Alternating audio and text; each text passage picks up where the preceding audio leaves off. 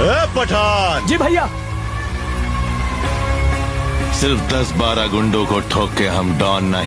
मी कोणासाठी स्पेशल असो वा नसो, पण आपला स्वभाव असा आहे की ज्या लोकांसोबत बोलतो प्रेम बरोबर लग तुझं आता मन भर लग तुझं प्रेम बरोबर लग तुझं आता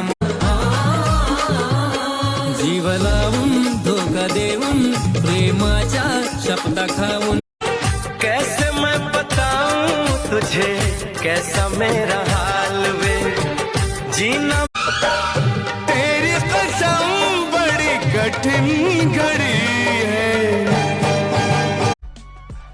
गैरसमज करून घेऊ नका, फक्त चेहरा भोळा आहे आमचा।